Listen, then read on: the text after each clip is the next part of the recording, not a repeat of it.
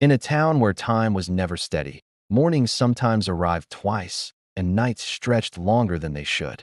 The townsfolk lived in a quiet fear of these strange distortions, but they all trusted one person, the clockmaker. His clocks were special. They didn't just tell time, they anchored it. Every single tick was like a thread woven into the fabric of reality, keeping the world from unraveling into chaos. This clockmaker had a daughter, born right at the stroke of midnight. She was pale as moonlight, with eyes that shimmered like polished obsidian.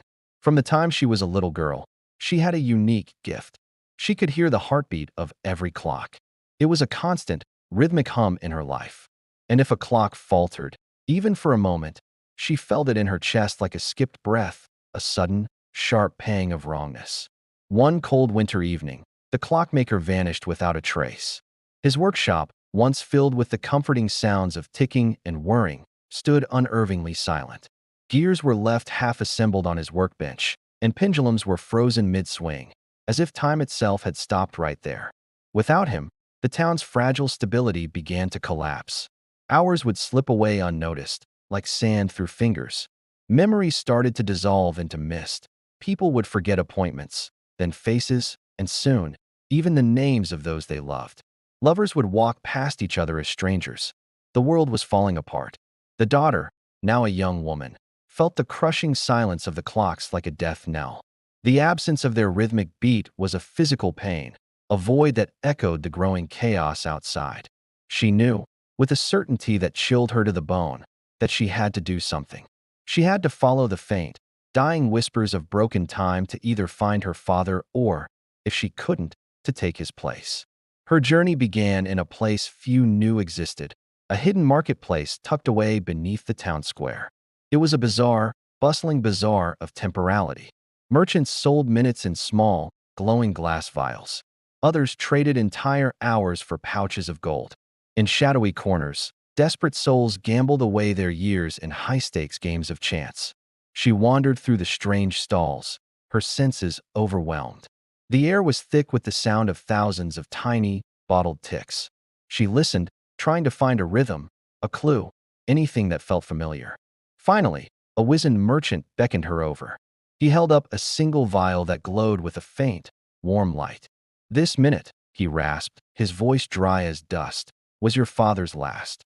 She took the vial, her fingers trembling as she closed them around the glass. Holding it close, she could feel a whisper inside, a faint echo of her father's presence. The whisper wasn't a word, but a feeling, an impulse urging her onward, deeper into the mystery. Following this invisible pull, she left the marketplace and found herself at the edge of a forest unlike any she had ever seen. Here, hours didn't pass. They grew on trees like luminous, ripe fruit. Travelers, she learned, would pluck them from the branches to prolong their journeys or relive a pleasant memory. But there was a cost. The trees, when stripped bare of their temporal fruit, would weep a thick, sorrowful sap. Hesitantly, she reached out and touched a low-hanging branch. A single, glowing hour fell gently into her open hand. As she held it, a memory flooded her mind, an hour from her own childhood. She was a little girl again, standing in her father's workshop as he patiently taught her how to wind a clock, his hands guiding hers. In that moment, she understood a profound truth. Time wasn't just something to be measured, it was lived. Every clock her father had ever made wasn't just a machine. It was a vessel, carrying fragments of human memory, of joy, and of love. The path led her at last to a breathtaking sight, a colossal cathedral carved entirely from translucent, shimmering glass. It seemed to pulse with a faint, internal light. This was the heart of it all, the place where eternity itself was locked away behind a great clock tower that pierced the sky. She stepped inside, and the air grew still. There, entwined with the massive, grinding gears of the great clock, she saw not her father, but his shadow. He was bound to the machinery, a spectral form feeding his own life force into the mechanism to keep time flowing, to keep the world from ending. His voice echoed through the vast chamber, not from his shadow, but from the very air around her. Every tick, it resonated, is a soul's forgotten moment. Without me, the world collapses, but with you, it may yet endure. She stood before the great clock, its immense gears turning with a slow, heavy groan. She understood the choice before her. If she stepped inside, she would become its new keeper, binding her own life, her own soul, to the gears just as her father had. She would become the anchor. If she refused, the world would dissolve into a timeless, formless chaos.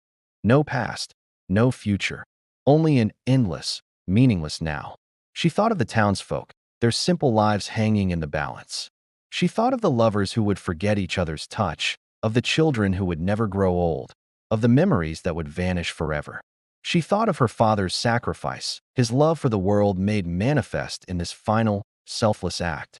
And then, with a steady heart, she stepped forward. The gears of the great clock shifted, opening to embrace her. As they closed around her, her heartbeat synchronized with the ancient mechanism, becoming the new rhythm of the world. Her own life force began to flow into the clock, and through it, out into the world.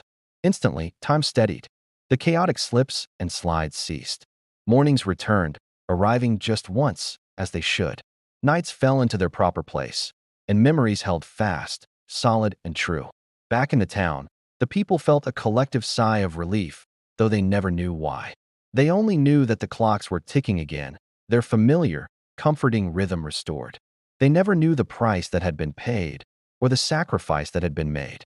And in the deep, profound silence of midnight, high in the glass tower at the center of everything, the daughter of the clockmaker whispered to herself, her voice now one with the turning of the world. I am the keeper of time, and I will hold the world together until my last breath. Thanks for watching. If you enjoyed this story, be sure to like, subscribe to Ma's Folktales and Fairy Tales, and hit the bell to join us for more journeys into the imagination.